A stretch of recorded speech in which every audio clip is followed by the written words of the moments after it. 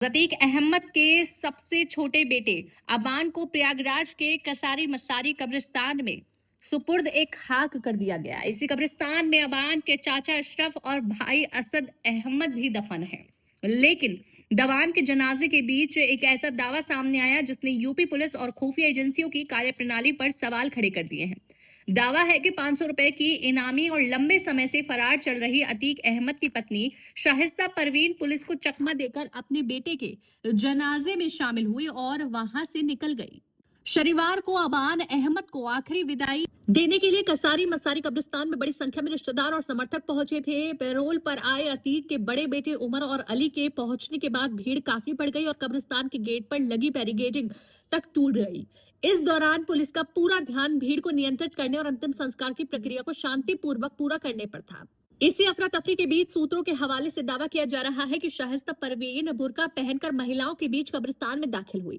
बताया जा रहा है कि कब्रिस्तान की पिछली दीवार लंबे समय से टूटी हुई थी और इसी रास्ते का कथित तौर पर इस्तेमाल किया गया।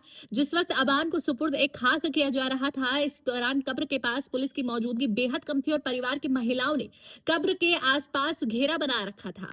दावा है कि इसी भीड़ में शाहिस्ता परवीन भी मौजूद थी। उन्होंने अपने बेटे को आखिरी विदाई दी और फिर कथित तौर पर उसे टूटते हुए रास्ते से कब्रिस्तान से बाहर निकल गई। बता दें कि अतीक अहमद के बेटे अबान अहमद की 6 अगस्त को झांसी में सड़क हादसे में मौत हो गई। बताया गया कि अबान झांसी जेल में बंद अपने बड़े भाई अली अहमद से मिलने जा रहा था। रास्ते में उनकी कार डिवाइडर से टकरा गई। हादसे में अबान और उसके एक साथी की मौत हो गई, जबकि 3 अन्य लोग घायल बताए गए हैं। उमेश पाल हत्याकांड के बाद से शाहिस्ता परवीन यूपी पुलिस की वांछित सूची में है और उनकी तलाश में पुलिस और एसटीएफ कि कई टीमें लगातार कार्रवाई कर रही हैं। ऐसे में पुलिस कड़ी निगरानी के बीच उनका प्रयागराज पहुंचना और बेटे के जनाजे में शामिल होने का दावा कई सवाल खड़े करता है। हालांकि इन दावों पर अभी तक पुलिस ने किसी वरिष्ठ अधिकारी के ओर से आधिकारिक पुष्टि नहीं हुई है। ऐसे में सबसे बड़ा सवाल यही है कि अगर शाहिस्ता परवीन वास्तव में जनाजे में पहुंची थी तो वो पुलिस की नजरों से बचकर कब्रिस्तान में कैसे दाखिल हुई और वहां से कैसे निकल गई। फिलहाल इस पूरे मामले पर आधिकारिक पुष्टि का इंतजार है।